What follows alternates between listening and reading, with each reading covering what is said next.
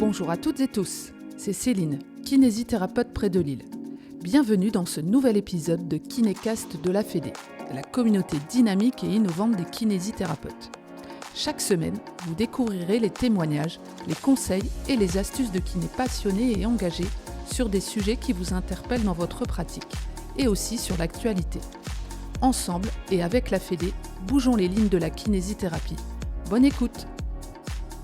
La Médicale, un réseau expert d'agents généraux pour accompagner les masseurs kinésithérapeutes dans leurs besoins professionnels et privés. La Médicale accompagne près d'un masseur kinésithérapeute sur 3 en France. Rassurant, non ? Des assurances adaptées aux besoins des masseurs kinésithérapeutes, tant professionnels que privés. Bonjour à toutes, bonjour à tous, bienvenue dans ce nouvel épisode de Kinécast. Aujourd'hui, je suis ravie d'accueillir Damien Olivon, kinésithérapeute et président de l'AFCACOR. Bonjour Damien. Bonjour Céline. Comment vas-tu ? Très bien, merci beaucoup. Alors Damien, on s'était déjà vu dans un précédent podcast. J'invite d'ailleurs tous les auditeurs à aller l'écouter ou le réécouter. J'ajouterai le lien justement à l'épisode dans la description. À propos du kiné coordonnateur, j'aimerais que cette fois-ci, en fait, on s'arrête un petit peu plus sur la FCACOR, la Fédération des kinés coordonnateurs. Mais avant, est-ce que tu peux te présenter, s'il te plaît ? Oui, bien sûr, et merci de m'avoir invité à nouveau. Donc, Damien Olivon, donc, je suis kiné libéral dans Toulouse et salarié donc, à mi-temps dans un SMR de gériatrie dans l'Aveyron. Donc, cette activité mixte, urbain, très urbain et très rural. Et puis, activité mixte, libérale et salariée.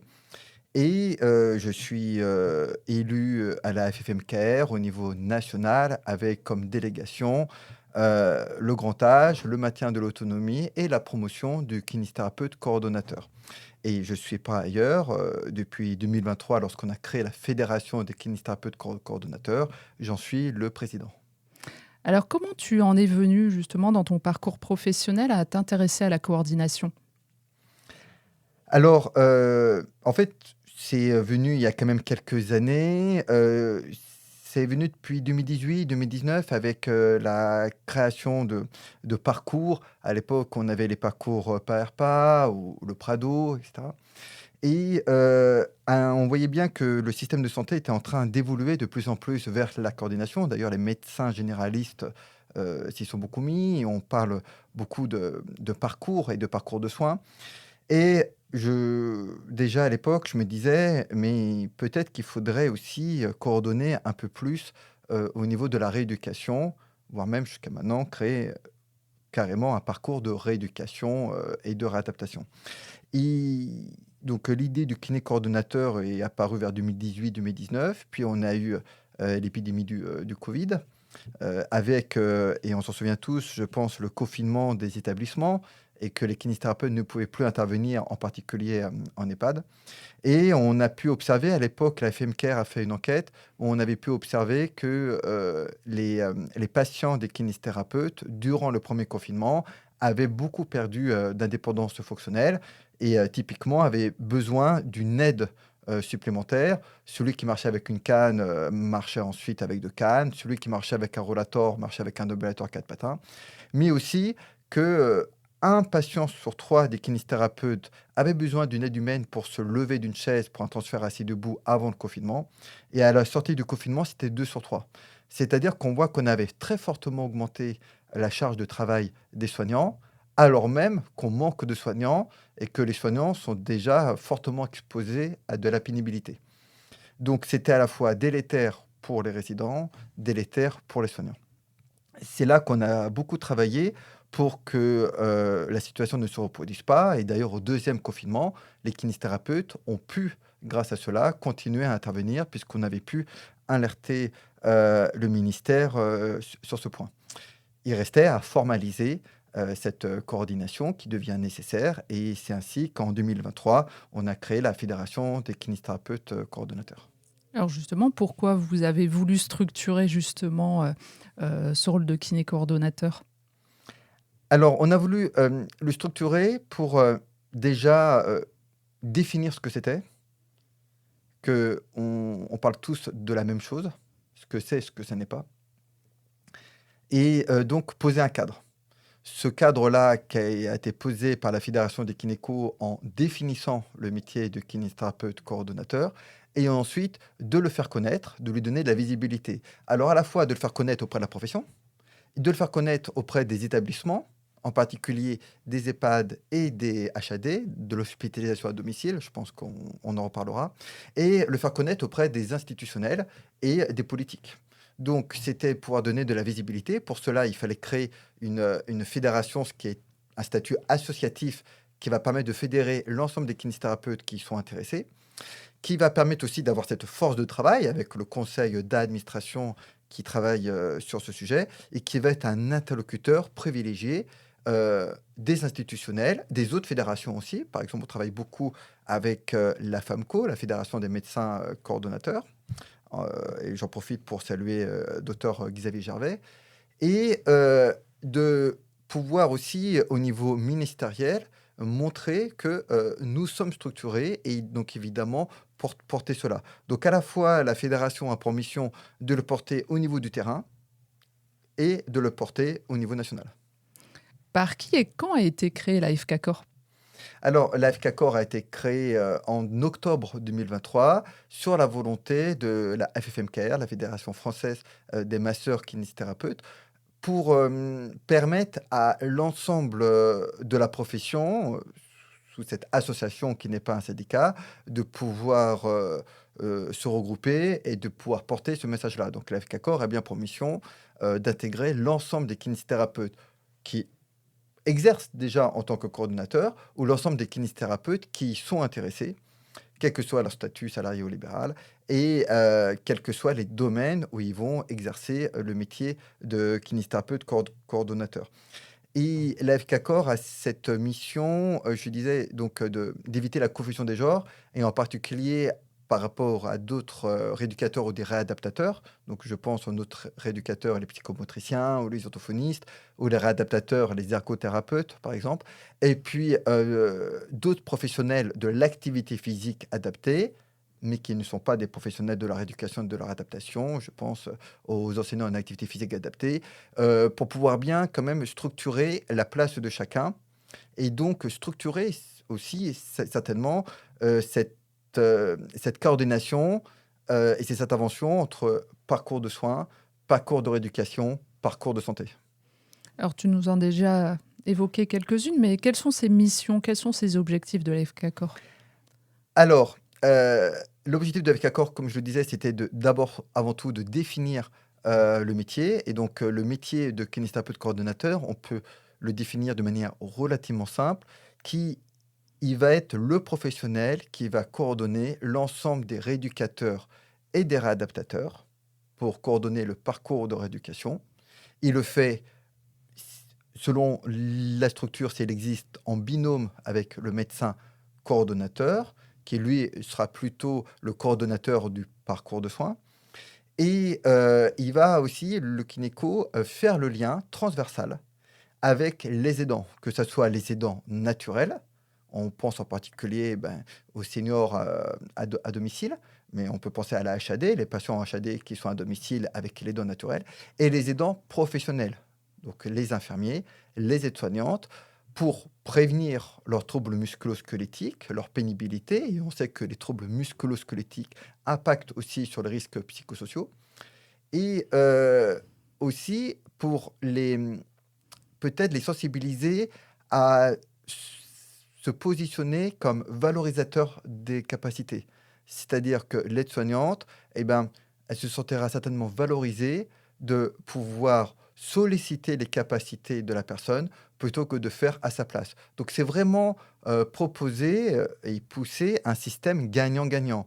Gagnant pour les patients, gagnant pour les aidants, gagnant pour les professionnels de santé.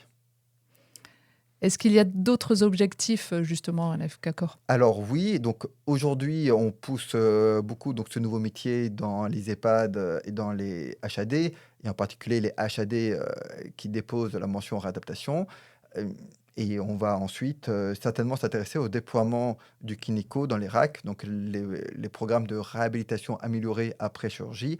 Tout ça pour dire qu'en fait, aujourd'hui, on commence depuis 2 ans, c'est un début. Ça a vocation à être que le début d'une très belle et longue aventure et il est fortement probable que ce métier se développe dans un important nombre de domaines où en fait on a besoin de la compétence d'un kinésithérapeute pour coordonner une équipe ou des intervenants pluripro, pluri-intervenants. Mais on a besoin de cette compétence de nos connaissances. Nous avons des connaissances qui sont transversales. Nous sommes certainement les généralistes de la rééducation, ce qui nous permet de pouvoir échanger autant avec une orthophoniste qu'avec une psychomote ou avec une ergothérapeute qui sont déjà des rééducateurs ou des réadaptateurs plus spécialisés. Donc, la mission de FK Core va être de déployer dans différents domaines ce nouveau métier, d'accompagner les professionnels. Pour les accompagner, on fait comme aujourd'hui des émissions, on fait de la communication pour les sensibiliser. On a un site ressource, fkcore.org. Mais on propose aussi des formations. Alors, cela se fait via l'Institut national de kinésithérapie, l'INK, qui propose donc des formations socles pour, euh, pour mieux être informé de ce que c'est que le kinéco. Donc, c'est des formations courtes de 3 heures. Et on va proposer pour l'année prochaine des formations plus approfondies par thématique, par domaine d'activité. Alors, quel profil de kinés ils sont représentés à la FK Corps? C'est une association, donc il y a des adhérents. Quel profil de Alors, kiné? effectivement, donc, alors, au sein de l'FK Core, nous avons les adhérents qui ont ce profil, soit qu'ils exercent déjà comme kiné coordonnateur, soit aussi pour beaucoup qui sont intéressés, qui souhaitent participer à cette promotion, puisque c'est aussi à chacun, sur son territoire ou dans l'établissement avec qui ils veulent travailler, de pousser à la création de ce poste. Il y a un vrai travail de création de ce poste. Donc, nous avons des kinés libéraux, majoritairement, mais nous avons aussi des kinés salariés qui sont intéressés, des kinés en activité mixte, voilà. Et puis des kinés aussi qui souhaitent éventuellement changer un peu leur manière de travailler, changer leur avenir professionnel ou le diversifier en se disant, ben, ce métier-là, je trouve que ça serait intéressant de le faire en complément d'une autre activité, puisque le métier de kinéco, alors ça peut être à temps plein au niveau des HAD, pour les grosses HAD. Pour des plus petites HAD, ça sera un temps plus partiel. Et en EHPAD, par exemple, c'est aussi un temps partiel. Donc, selon là où on souhaite travailler, ça peut être à temps plein, à temps partiel. Il y en a aussi qui souhaitent travailler beaucoup plus en pluripro. Et le kiné coordonnateur, c'est très riche parce qu'il travaille en pluripro. Et puis, des fois, il y a des établissements qui souhaitent avoir 2 kinés coordonnateurs, par exemple 2 à mi-temps, qui va assurer une permanence sur la structure, mais aussi on sait qu'au niveau des ressources humaines, c'est un peu plus facile quand il y en a 2, puisque s'il y en a qui est absent, il y a l'autre, il y aura toujours une permanence. Et donc, ça peut permettre aussi pour le kinésithérapeute d'avoir plusieurs possibilités de travailler.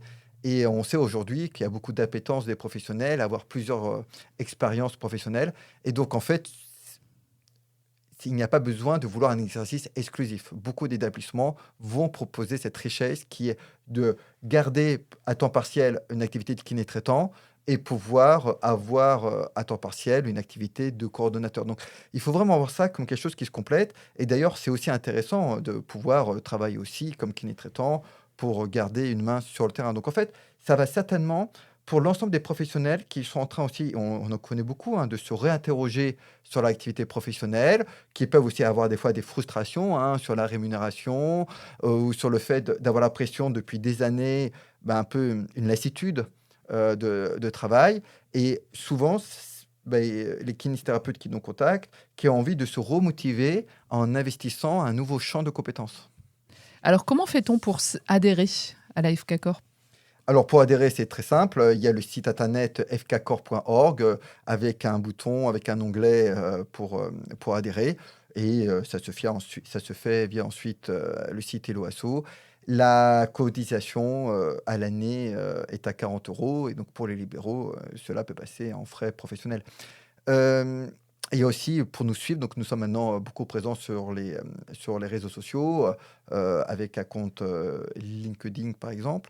Donc je pense aussi qu'il suffit de ne pas hésiter à suivre nos différentes publications et aller sur le site internet. Et puis, on peut aussi écrire directement à l'FKCOR ou m'écrire, moi, donc il y a l'adresse de secrétariat, mais vous pouvez aussi m'écrire directement président@fkcor.org.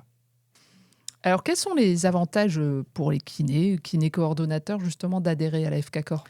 Alors, les avantages, ils sont nombreux et importants. C'est-à-dire qu'en premier lieu, ça va permettre aux kinésithérapeutes d'adhérer à un réseau, de pouvoir échanger avec des pairs, de pouvoir bénéficier du partage d'expériences des plus anciens dans ce métier, et la compétence du conseil d'administration de la FKCOR, euh, qui, nous, on est là pour accompagner les professionnels. Ça arrive qu'on fasse des réunions en visio aussi avec les établissements qui souhaitent éventuellement, qui réfléchissent en tout cas à créer un poste de kinésithérapeute coordonnateur. Donc on est là aussi pour être en relais. Le fait d'adhérer permet aussi d'accéder par exemple à des fiches bilan type qui sont tout à fait modifiables en fonction de là où on travaille. L'idée c'est de créer des groupes de kinésithérapeutes coordonnateurs par thématique, EHPAD, ou HAD, qui puissent ainsi partager leur expérience, puisque force est de constater que très souvent, chacun va réinventer les mêmes choses dans son coin, avoir les mêmes problématiques. Par exemple, si je prends l'exemple de la HAD, très souvent les kinésithérapeutes coordonnateurs ont entre autres pour mission d'évaluer la nécessité d'actes de rééducation, de réadaptation, et pour ensuite trouver les professionnels adaptés. Et donc, pour ça, avoir une trame. Et cette trame d'évaluation, euh, clairement, elle pourrait être partagée entre toutes les HAD. Proposer des bilans, une trame de bilan pour les kinésithérapeutes qui interviennent, par exemple. Euh, Définir ensemble ce que c'est qu'un diagnostic kinésithérapie, ergothérapie, psychomotricien, et la place de chaque métier. Et donc, en fait, c'est dans l'ensemble des HAD, la question se pose. Et donc, certainement qu'on peut, au sein de l'FKCOR, apporter une réponse commune et préconiser des recommandations. Donc, adhérer à l'FKCOR permet à chaque kinésithérapeute intéressé par la coordination de pouvoir partager son expérience ou partager ses idées ou partager ses besoins. Et donc, participer au déploiement du métier et avoir comme ça ce retour d'expérience de ceux qui l'ont précédé. Et ça a aussi pour mission, je dirais, au niveau collectif et au niveau national, de participer à faire connaître ce métier, puisqu'on sait très bien qu'un nombre d'adhérents va être porteur lorsqu'on s'adresse à des institutionnels, combien on représente, et cette force du collectif, puisque lorsqu'on met en place des actions, eh ben, il est probable qu'une bonne partie des adhérents vont pouvoir les déployer sur le terrain. Je pense en particulier aux actions qu'on a menées les années précédentes de la semaine pour le maintien de l'autonomie et certainement à venir pour l'année 2026 de la journée nationale de prévention des chutes, et ben, d'avoir ainsi les adhérents qui vont s'investir sur une action commune portée par la FKCOR. Et enfin, ça permet évidemment d'être pleinement informé de diverses actualités qui concernent le kinésithérapeute coordonnateur. Alors, pour créer cette communauté, vous utilisez des outils? Alors, en particulier, WhatsApp, c'est pas très original, mais c'est créer des groupes WhatsApp par thématique. Et ensuite, c'est organiser des visios, des réunions en visio, pour permettre aux personnes à échanger. Donc, il y a déjà eu des jeudis de la Fédé, par exemple, de manière classique. Et là, l'objectif pour 2026 serait de proposer donc des échanges par groupe WhatsApp et des visios entre kinésithérapeutes autour d'une même thématique sur un sujet précis pour effectuer un véritable travail collaboratif de co-construction euh, pour l'avancée du métier. Puisque, comme tout métier, évidemment qu'on ne peut que augmenter de la compétence et dans l'approfondissement de ce nouveau métier. Par le partage d'expérience de chacun. Un véritable partage d'expérience, évaluer les freins qui ont pu être retrouvés, les leviers qui ont fonctionné.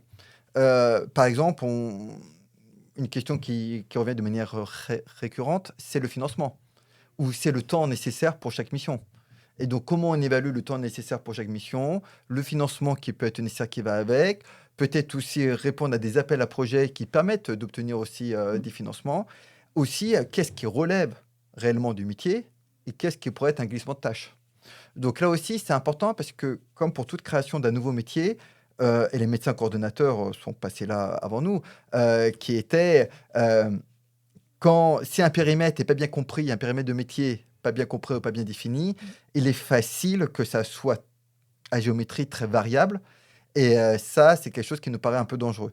Donc vraiment que sous le terme kinésithérapeute coordonnateur, il y ait bien la même structuration partout. Ça, c'est quelque chose qui nous paraît très important. Il est hors de question, par exemple, qu'un kinésithérapeute coordonnateur, sur son temps de coordination, fasse du soin. Ce n'est pas un kiné traitant. Je le dis parce que l'expérience a montré avec les médecins coordonnateurs que c'est un peu une tentation avec le manque de médecins qu'on le fasse. Et donc, par exemple, c'est très important de bien identifier les temps de coordination qui ne sont pas des temps de soins.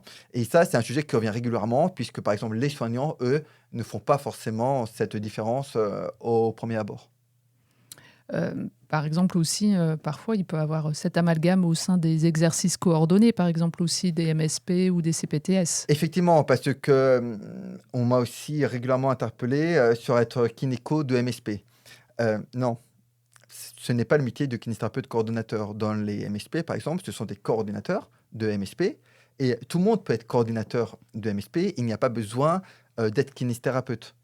Et je rappelle bien que la définition de kinésithérapeute coordonnateur, c'est coordonner un ensemble d'intervenants pluripro, rééducateurs et réadaptateurs et faire le lien lorsqu'ils existent, mais ce qui est quasiment toujours le cas, avec les aidants, qu'ils soient naturels ou professionnels, puisque nous avons cette véritable compétence de prévention des TMS.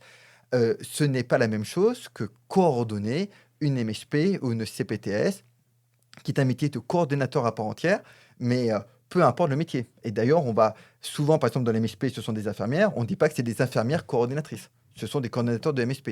Peu importe quelle est sa formation de base.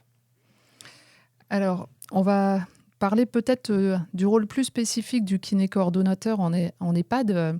Quel est le besoin justement au sein des EHPAD? Alors, au sein des EHPAD, alors le besoin, il est important, puisque il y a un ensemble d'intervenants. Souvent, il y a beaucoup de kinésithérapeutes qui interviennent, mais il y a d'autres professionnels, je pense à ergothérapeutes ou psychomotriciens, de donc des professionnels de la rééducation, alors psychomotriciens, orthophonistes, de la réadaptation, ergothérapeutes et d'autres professionnels qui vont faire partie officiellement de l'animation au sein des EHPAD, qui sont les enseignants en activité physique adaptée, qui ont pour objectif de maintenir ou améliorer le niveau de dépenses, je dirais, énergétiques et le niveau d'activité physique. Ce ne sont pas des aides-kinés, par exemple, ce ne sont pas des rééducateurs, ils sont là pour évaluer à l'entrée de la personne dans l'établissement son niveau d'activité physique, ses appétences, qu'est-ce qu'il aime faire, et lui permet de continuer à faire, ici il faut l'adapter en l'adaptant, les activités physiques qu'il aime faire, parce qu'on sait qu'évidemment l'activité physique est très bonne pour la santé, et donc important de maintenir ça. Les rééducateurs, eux, ils ont pour objectif de retrouver l'intégrité structurelle, donc de permettre à la personne de récupérer son intégrité structurelle qui va lui permettre de récupérer sa capacité fonctionnelle. Les réadaptateurs, eux, compensent. C'est-à-dire, au lieu de récupérer, ils vont compenser. Et donc, lorsqu'on ne peut pas récupérer l'intégrité structurelle, on va la compenser. Si je prends un exemple simple, j'ai des troubles de l'équilibre, par exemple pour un problème vestibulaire. Si je ne peux pas récupérer ce trouble de l'équilibre, alors je vais la compenser en utilisant une canne, puisque ça va augmenter, élargir le polygone de sustentation. C'est une compensation. Donc, c'est important d'avoir un coordonnateur qui va permettre d'évaluer si cette personne est encore dans la phase de récupération, ou elle est en phase de compensation, est-ce qu'elle est en phase de progrès, ou est-ce qu'elle est en phase de perte des capacités, et quels sont les professionnels dont il y a besoin. Le kinésithérapeute coordonnateur n'est pas là pour faire du soin, mais il est là pour permettre à l'ensemble des rééducateurs et des réadaptateurs de poser leur diagnostic professionnel et de les faire se parler pour se mettre d'accord. Puisque, en toute logique, ils doivent se compléter, ils devraient se compléter. Or, des fois, ils s'opposent. Donc, l'idée, c'est bien d'arriver à cette complémentarité peut-être aussi à une stratégie thérapeutique avec se mettre d'accord sur quel est l'objectif prioritaire et l'objectif secondaire. Et que donc toute l'équipe aille bien dans le même sens en travaillant le même objectif en priorité. Donc, pour faire simple, on pourrait dire que le kinésithérapeute coordonnateur a pour mission de permettre la complémentarité, voire dans un monde idéal la complétude, éviter les redondances. C'est-à-dire faire en sorte que le patient bénéficie de l'ensemble des soins qui lui permettront de faire des progrès, en évitant que les professionnels rééduquent 2 fois la même chose, peut-être avec des informations contradictoires. L'exemple qui me vient en tête, c'est, les kinésithérapeutes et les ergothérapeutes qui ne sont pas d'accord pour la technique à la marche et qui vont pas utiliser la même technique parce qu'il y en a un qui dit: «Mais avec ça, il progresse» et l'autre qui dit: «Oui, mais il n'est pas en capacité de l'utiliser seul, donc moi je vais lui mettre une technique qu'il maîtrise, mais qui compense». Donc le kinéco va permettre de mettre en place une stratégie thérapeutique, à quel moment il utilise telle technique, à quel moment il utilise l'autre. Et aussi, l'autre question, ça va être qui a besoin d'actes de rééducation, qui en a plus besoin, organiser ce qu'on appelle les fenêtres thérapeutiques, puisque lorsqu'il y a plus d'évolution, et ben peut-être que lorsqu'il y a une stabilisation, on peut peut-être réduire la fréquence des actes, voire les arrêter, mais assurer un suivi par bilan 1 semaine après, 1 mois après, 3 mois après, et que tant que la personne se maintient, elle n'a pas besoin de reprendre des actes de rééducation. Et si elle perd, alors est-ce qu'elle a besoin de reprendre des séances de kiné ou est-ce qu'elle a besoin d'autres professionnels en complémentarité? Donc l'idée, et j'insiste là-dessus parce que c'est souvent un peu ce qui nous a été remonté, et puis c'est ce qui a, il y a 20 ans, c'est ce qu'ont connu les médecins, cette peur que le kinésithérapeute coordonnateur soit un cadre, soit quelqu'un qui va être au-dessus des autres, qui va dire à chacun ce qu'ils ont à faire. Non, c'est un facilitant, c'est un liant, c'est quelqu'un qui va permettre à l'ensemble des rééducateurs et des réadaptateurs de se parler et de se mettre d'accord sur la stratégie thérapeutique. Et quand on échange et quand on se parle, bah, ça fonctionne. C'est ce que j'ai connu sur mes 20 ans de carrière actuelle en tant que salarié. On travaille beaucoup en pluri-pro et aujourd'hui, c'est certainement ce qu'on peut améliorer et faire, alors que ce soit en EHPAD, hein, là, tu prenais l'exemple de l'EHPAD, mais en HAD, c'est pareil, et certainement qu'en RAC, ça sera pareil aussi. Donc, c'est faire en sorte que les gens se parlent pour se compléter, éviter les redondances et éviter les trous dans la raquette. Oui, parce que c'est pas toujours un désaccord entre professionnels, c'est peut-être, et bien souvent, en fait, une absence de communication, en fait.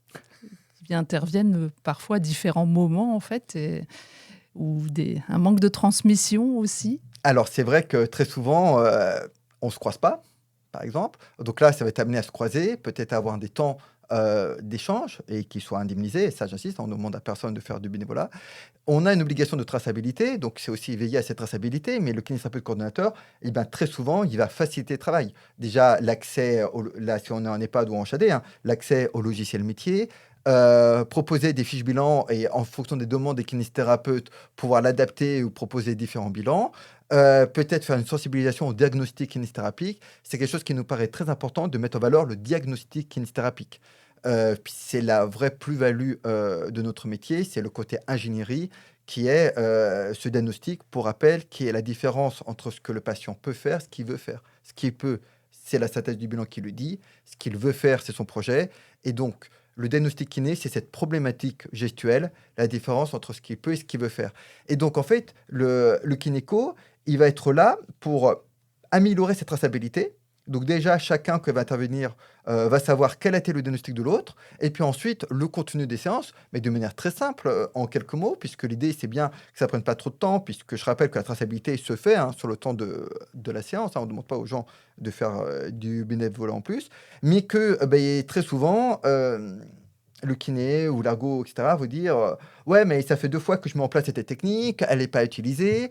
Avec les soignants, ça fait plusieurs fois que je leur dis la chose et ils ne le font pas. Et ben, le kinéco, il sera là pour faire ce lien. Et pourquoi pas aussi faire des actions de formation, par exemple auprès de l'équipe soignante, qui n'utilise pas correctement une technique parce qu'en fait, ils ne savent pas l'utiliser ou ils n'ont pas compris l'importance que ça pouvait avoir. Et donc, en fait, très souvent, le professionnel, et je connais beaucoup de kinésithérapeutes qui se plaignent de dire mais ça fait 3 fois que je le répète parce que je croise une aide-soignante dans le couloir. Et ça fait 3 fois que je le répète et elle ne le fait pas. Oui, mais est-ce que vous, quand si moi je venais vous parler durant vos séances de kiné, est-ce que vous serez disponible dans votre tête pour entendre ce que j'ai à vous dire? Peut-être pas. L'avantage du kinésithérapeute coordonnateur, c'est que lui, il aura des temps de transmission avec les soignants. Il pourra même mettre en place des temps de formation où le professionnel, il sera disponible dans la tête, comme diraient certains, un temps de cerveau disponible pour pouvoir entendre une nouvelle information, pouvoir poser des questions et pouvoir l'intégrer et peut-être en être convaincu parce que le soignant va se rendre compte que ça lui facilite la vie et que le patient fait des progrès. Très souvent, en fait, quand on fait des actes de rééducation, eh ben, on peut avoir cette tendance à oublier qu'est-ce qui se passe entre deux actes. Et si je prends un exemple très simple, comment la personne fait pour se lever et s'asseoir, que je lui apprends à se pencher en avant, se lever et s'asseoir, il le fait durant la séance de kiné, mais est-ce qu'il le fait avec les dents ou avec le soignant? Parce que si le soignant derrière, tout le reste de la journée, il tire sur les bras, il ne fera pas de progrès. Et donc, pour le kinésithérapeute, c'est frustrant. Il dit, mais à chaque fois, je reviens à zéro. Bah oui, parce qu'en fait, mais la séance, elle a duré 20 minutes, même une demi-heure. Oui, mais pendant allez, 15 heures, le reste de la journée, eh ben, il y aura peut-être d'autres personnes qui vont lui dire, il faut se tenir à la barre, il faut tirer sur les bras. Euh, et donc, en fait, il n'y aura pas de bénéfice. Donc l'idée, c'est comment maintenir les bénéfices de la rééducation entre les séances, le week-end, etc. Et je pense, si on est en EHPAD, par exemple, aux aidants, à la famille qui viennent. Et voilà, souvent, par exemple, qui font marcher la personne, qui la promènent, bah, inciter la personne, le patient, à faire tout ce qu'il peut faire et que la famille ne soit pas en surprotection, mais plutôt en valorisateur des capacités. Et je pense que chacun va s'y retrouver. Le patient va se retrouver, les familles s'y retrouvent, l'établissement s'y retrouve. On a fait une expérimentation dans le réseau Edenis pendant 1 an, de 2 postes de kinéco dans 2 EHPAD différentes, et les retours ont été extrêmement positifs. Alors que ce soit des professionnels, des kiné-coordonnateurs concernés, alors là, en l'occurrence, c'était des kinésithérapeutes coordonnatrices, que ça soit les patients, ou les familles et que ça soit les directions d'établissement. Donc je pense que simplement, il faut oser essayer pour voir, mais c'est normal, comme tout ce qui est nouveau, qu'il puisse y avoir des craintes et là, il ne faut pas hésiter, à nous écrire, et on répondra à l'ensemble, des questions. Mais encore une fois, le kinésithérapeute coordonnateur, il est là pour faciliter le travail des kinésithérapeutes et le travail en pluripro. C'est d'ailleurs ce que demande beaucoup la profession et beaucoup les jeunes qui demandent à travailler, en pluriprofessionnalité.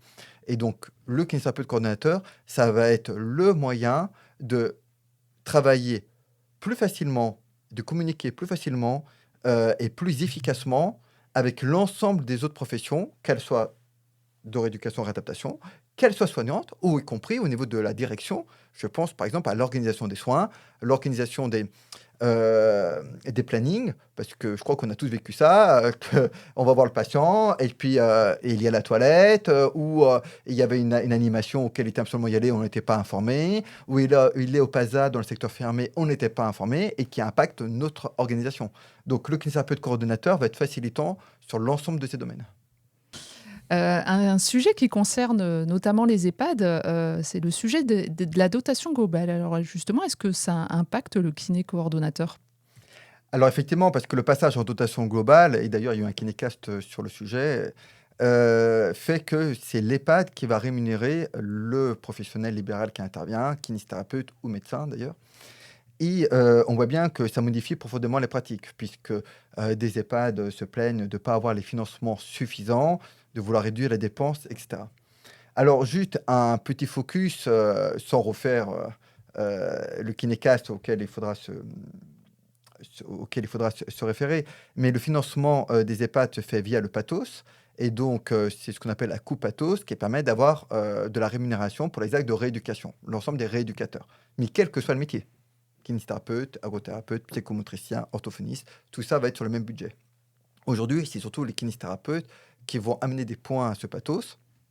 Et demain, libre à l'EHPAD de redistribuer cette rémunération sur le kinésithérapeute ou sur d'autres professionnels de la rééducation. Pour cela, il est très important que le kinésithérapeute trace que le patient a besoin d'actes de kinésithérapie.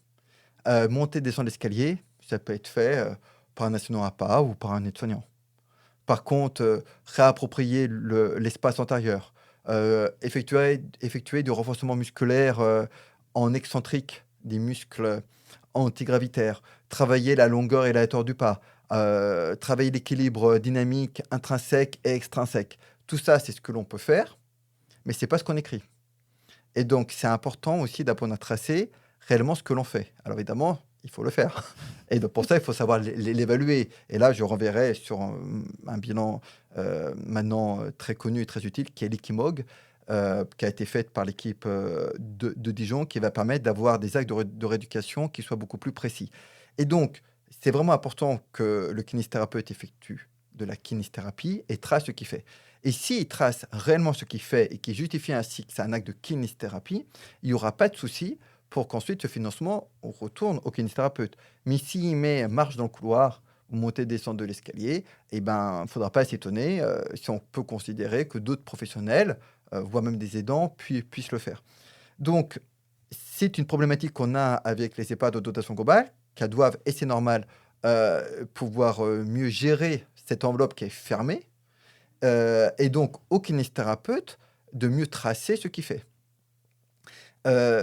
Et au niveau des EHPAD en dotation globale, il y a évidemment cette volonté de travailler plus en pluripro et donc qui fait quoi à quel moment.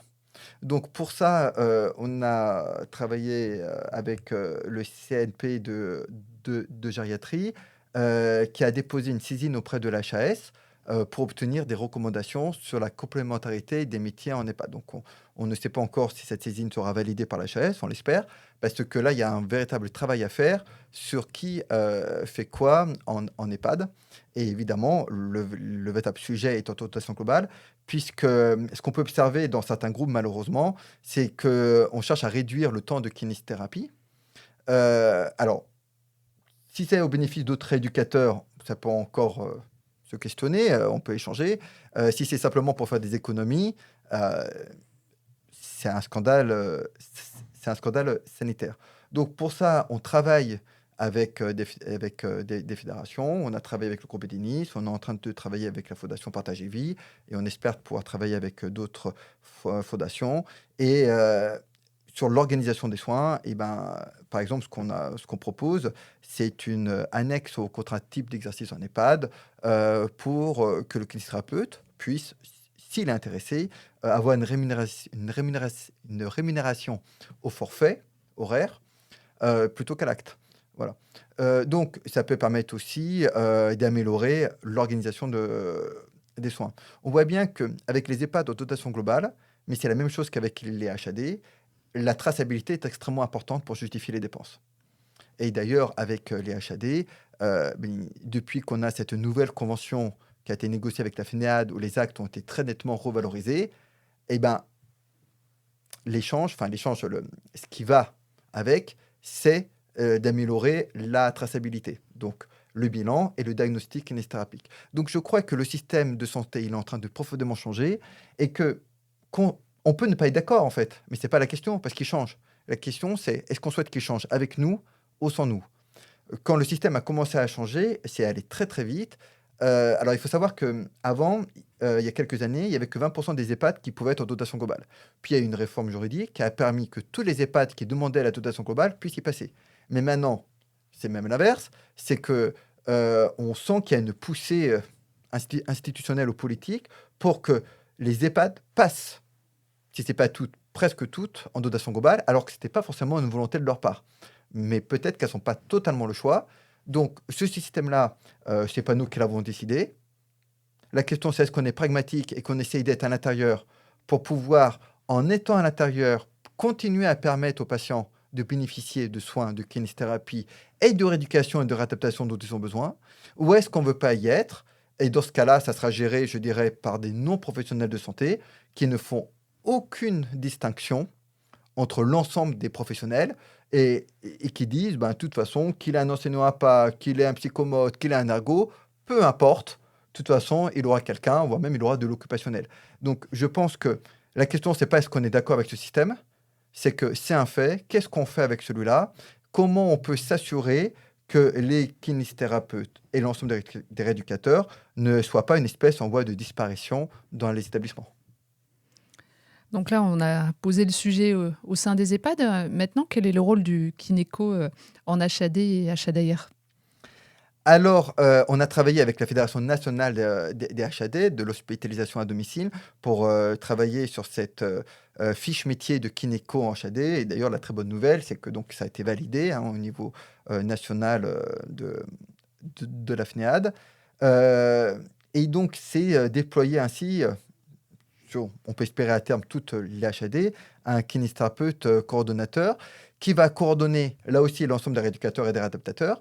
Mais on sait que, alors les HAD qui sont le plus intéressés, alors il y a des HAD socles, mais celles qui en ont crucialement besoin, ce sont les HAD avec la mention réadaptation, puisqu'il y aura beaucoup plus d'intervenants rééducateurs et réadaptateurs, que financièrement cela a un fort impact, que la traçabilité a un fort impact. Et comme on a pu convenir avec eux d'une nouvelle convention avec une forte valorisation, il y a derrière, il ne faut pas se leurrer, un enjeu financier qui est important. De pouvoir, auprès de leur tutelle, justifier les actes pour obtenir les financements. Au niveau des HADR, la grande majorité des intervenants sont des kinésithérapeutes. Et très souvent, des kinésithérapeutes libéraux qui sont à proximité du patient, qui est à domicile, puisque ça va limiter les frais de déplacement, tout simplement. Il y a certaines HAD qui ont des kinés salariés, mais très souvent, c'est par manque de kinés libéraux sur le terrain pour les compléter. Je pense en particulier dans les zones sous-dotées, ou lorsque les kinésithérapeutes ne peuvent pas assurer un acte par jour, parce que très souvent en fait, pour être HDR, il faut au moins un acte par jour de rééducation, réadaptation. Donc certains ont des kinésithérapeutes ou des ergothérapeutes salariés, mais ça les arrange de manière générale de prendre les libéraux qui sont à côté. Donc il faut coordonner tout ce beau monde. Il faut mettre en place les aides techniques à la maison. Donc le kiné coordonnateur va permettre d'évaluer les premiers besoins lors de l'admission du patient, les besoins, je dirais, sur l'aménagement de l'environnement du domicile, sur la mise en place des techniques, que ce soit le lit médicalisé, que ce soit une aide au transfert, un guidon de transfert, un lait malade ou un verticalisateur, un drap de glisse, par exemple, pour rehausser le patient, etc. Une barre latérale de redressement. Donc, toutes les aides techniques qui vont permettre à la personne de récupérer le plus possible. Contacter les professionnels de la rééducation et de la réadaptation pour qu'ils interviennent, pouvoir les former éventuellement à l'utilisation de logiciels qui est très souvent intuitif et rapide à faire, pour qu'ils puissent aussi tracer leurs actes. Et aussi organiser le passage de chacun. C'est-à-dire que le kinésithérapeute libéral dit moi, je peux y aller tel jour, tel jour, tel jour, vers telle heure. Et donc, faire en sorte que les autres intervenants, ça ne se marche pas dessus. Donc, en fait, il va à la fois travailler sur l'environnement, à travailler sur l'accessibilité du logiciel, etc., sur le planning et sur le côté complémentaire de chaque profession. Parce que ça peut aussi arriver, un cas professionnel dise moi, ça, je sais faire, mais ça, je ne sais pas faire. Et donc, des fois, il va falloir peut-être 2 kinésithérapeutes différents qui interviennent à domicile pour la complémentarité, ou avec une ergothérapeute ou l'orthophoniste, etc. Je pense par exemple aux troubles de la déglutition.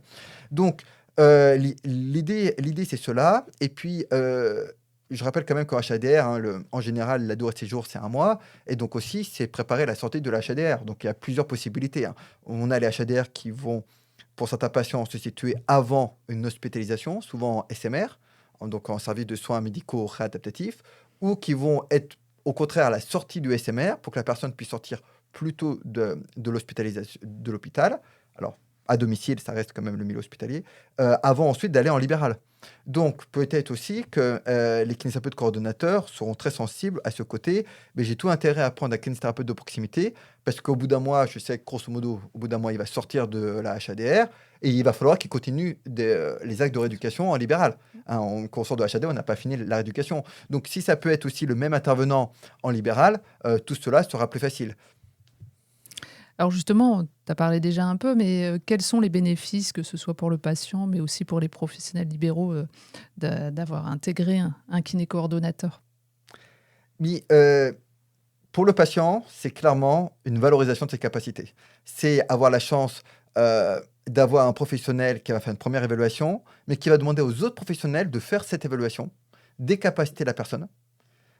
Pour les kinésithérapeutes, de la problématique gestuelle, pour les écothérapeutes, des compensations qui sont nécessaires, de faire en sorte qu'il n'y ait pas de perte de chance et d'éviter ce qu'on appelle la dépendance iatrogène évitable, c'est-à-dire la dépendance qui est due aux soins et qui aurait pu être évitée. Donc, l'idée, c'est bien en améliorant les échanges entre les projets du patient, entre ses capacités, donc ce sont les 2 premières étapes pour établir le diagnostic rééducatif, en échangeant avec l'aidant et souvent, on a des fois, un travail à faire, Alors, on parle beaucoup d'éducation thérapeutique du patient, mais maintenant on parle aussi beaucoup d'éducation thérapeutique de l'aidant, pour que l'aidant aussi se positionne en valorisateur des capacités.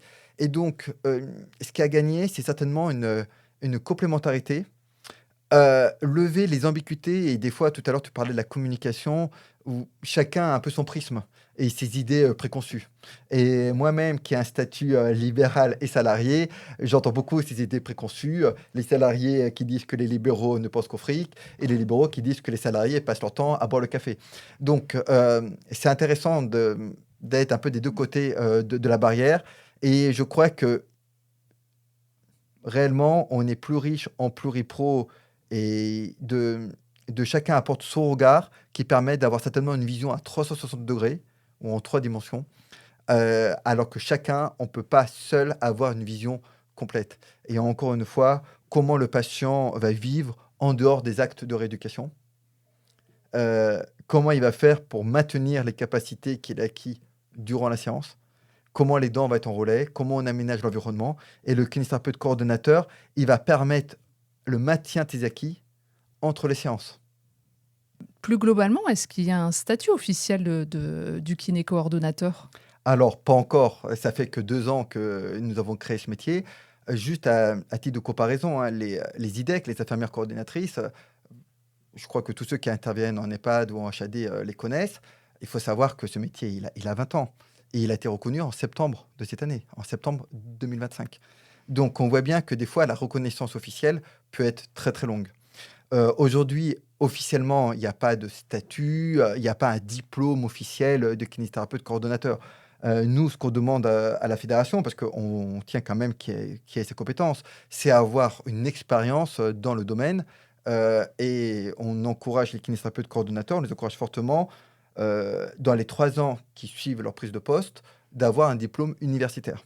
Donc il existe par exemple le diplôme, KRG, kinésithérapie et réhabilitation en gériatrie, avec France Mouret, où il existe d'autres DU de coordination. Pourquoi je parle du DU, KRG? Parce qu'on peut se dire: «Mais quel est le rapport avec, les kinécos en HAD?» Mais parce que, 70 au moins des patients qui sont en HDR sont des seniors qui ont plus, de 70 ans. Donc, on s'y pour ceux qui sont allés dans un service, d'orthopédie, heu, il est facile d'observer, ben, qui c'est qu'il y a dans un service d'orthopédie? La très, très grande majorité, ce sont des seniors avec, des PTH, des PTG, des clous, fémoraux, ce sont des seniors. Donc en fait, il y a certainement, pour ces 2 domaines-là qu'on développe aujourd'hui, une compétence, en gériatrie, qui est importante, puisqu'on ne rééduque pas un senior, mais dès 60 ans, hein, comme on rééduquerait quelqu'un de 20 ans. Donc il y a cette volonté de formation continue. C'est pour ça que l'INCA se mobilise sur le sujet pour proposer des formations, DPC, IFIFPL, spécifiques de kinéco ou, cœur de métier dans le domaine de compétences, par exemple de la gériatrie, mais, en fonction de là où on travaille, ça peut être de rééducation de la déglutition, maxillofaciale, neurologique, vestibulaire. Là encore, ça va dépendre de la spécialité ou des spécialités dans lesquelles on travaille. Et puis, il existe aussi des diplômes universitaires de coordination. Donc, là-dessus, c'est, je dirais, à chaque kinésithérapeute coordonnateur de se former, en fonction de l'établissement dans lequel il travaille, avec le profil de patient dans lequel il a. On espère à terme de pouvoir faire reconnaître officiellement ce métier-là, mais comme ça s'est fait pour les infirmiers, c'est certainement la pratique sur le terrain qui fera la nécessité de cette reconnaissance. Pour les infirmiers, il a fallu 20 ans. Nous, on espère qu'il faudra beaucoup moins. Alors justement, je pense que la FFM Care travaille pour l'ancrer en fait dans un projet de loi. Alors effectivement, on a déposé donc une proposition de projet de loi, enfin on a travaillé à une proposition de projet de loi avec le député Véry qui n'a pas encore été examiné. On connaît, l'activité, politique, qu'il y a eu, donc cette PPL sera examinée, à un moment ou à un autre et dans cette PPL, il y a un article, hein, l'article 4 de la PPL qui mentionne la reconnaissance du métier de kinésithérapeute coordonnateur, un professionnel engagé pour la qualité et la pertinence des soins en établissement. c'est quelque chose qui nous paraît très important. Donc, cette PPL comporte une dizaine d'articles. Et donc, là aussi, c'est un vecteur législatif, on espère qu'il sera adopté, mais aussi de sensibilisation des politiques, de nos responsables politiques, qu'ils soient parlementaires ou gouvernementaux. Et maintenant, c'est impressionnant en un an comment ce terme de kinésithérapeute coordinateur commence à être intégré. Avant, on nous regardait avec des grands yeux en disant de quoi vous parlez. Et maintenant, on voit bien qu'ils en ont entendu parler. Enfin, évidemment, les personnes politiques sensibilisées au sujet de la santé, hein. Et que il y a plus cette interrogation de qu'est-ce que c'est que cet ovni, mais plutôt, bon, en pratique, est-ce qu'on va s'en emparer et qu'est-ce qu'on va en faire? Donc plus ça sera occupé sur le terrain et plus on en parle, plus on communique là-dessus, plus les établissements en ressentent leurs besoins, et plus on travaille, nous, avec des fédérations nationales, plus ça fait connaître ce métier et ça crée ce besoin de reconnaissance. Alors si on regarde un peu dans le rétroviseur, voilà, quel type d'événement, quel projet vous avez réussi à mettre en place, ces dernières années? Alors, déjà la première année, donc la fédération s'est structurée et organisée, hein. Il a fallu quelques mois, c'est normal, pour cela, créer l'association, le site internet, se faire, le réseau et cette reconnaissance, je dirais de la fédération des kinésithérapeutes coordonnateurs. On est intervenu sur de nombreux congrès, hein. Je pense aux Assises, nationales des EHPAD, aux Journées annuelles de la SFJG, au congrès de la fragilité, au CIPEG qui est le congrès, de la coordination, heu, avec, les médecins coordonnateurs et les infirmiers coordonnateurs. On a organisé au niveau de la profession, des jeudis de la fédé, hein, ce rendez-vous, mensuel, des masterclass plus spécifiques. On a organisé, ça fait plusieurs années qu'on organise la semaine pour le maintien de l'autonomie avec une soirée conclusive qui a été retransmise et d'ailleurs, tu étais là, pour animer cette soirée qui a été, retransmise et qu'après on peut voir, en replay. Donc, vraiment un ensemble d'interventions sur un ensemble de structurations, que ça soit des congrès, que ça soit des visios, que ça soit des masterclass et puis aussi, une présence maintenant accrue, sur l'ensemble des réseaux sociaux. Et quelles sont les priorités pour 2026? Alors pour 2026, alors il y a certainement une priorité qui est de, créer le premier congrès de la Fédération des kinés coordonnateurs, qui aura lieu, le 21 mai au CIPEG, donc à Montpellier. Donc on encourage tout le monde évidemment, à venir.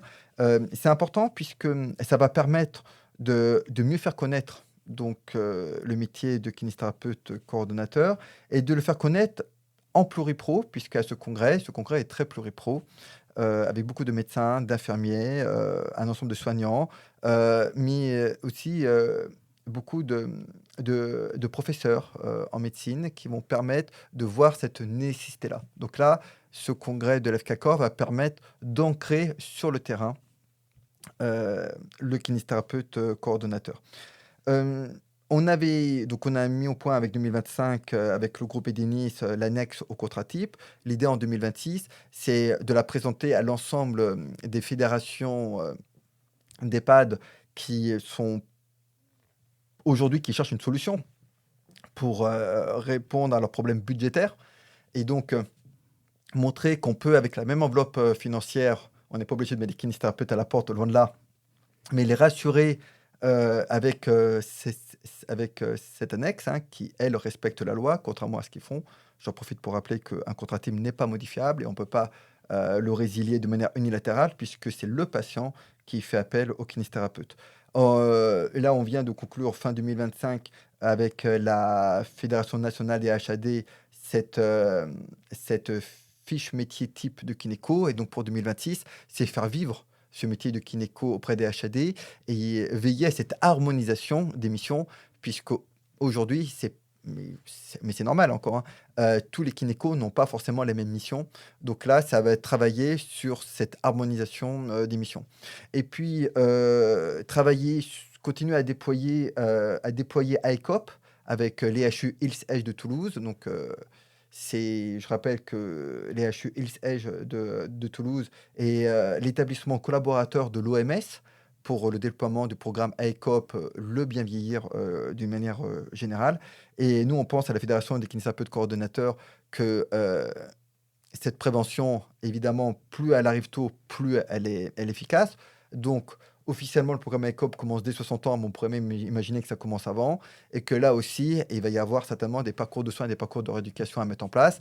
Le lien avec l'exercice coordonné via les CPTS ou les MSP, et donc que la FK-Corps soit au moins un relais de ces actions de prévention, puisque là aussi, ça va permettre d'améliorer l'autonomie des seniors, mais de prévenir les risques TMS des aidants. Donc j'ai parlé des HAD, j'ai parlé des seniors, et puis aussi, on va peut-être commencer en 2026 à travailler sur la formalisation du kiné coordonnateur dans le programme RAC, réhabilitation améliorée après chirurgie. Donc on voit que c'est un programme qui est très très riche. Et à côté de ça, déployer des formations supplémentaires avec l'INK pour former les kinésithérapeutes coordonnateurs, mais cette fois plus une formation socle, mais pour aller plus loin, une formation par domaine, par champ euh, d'activité.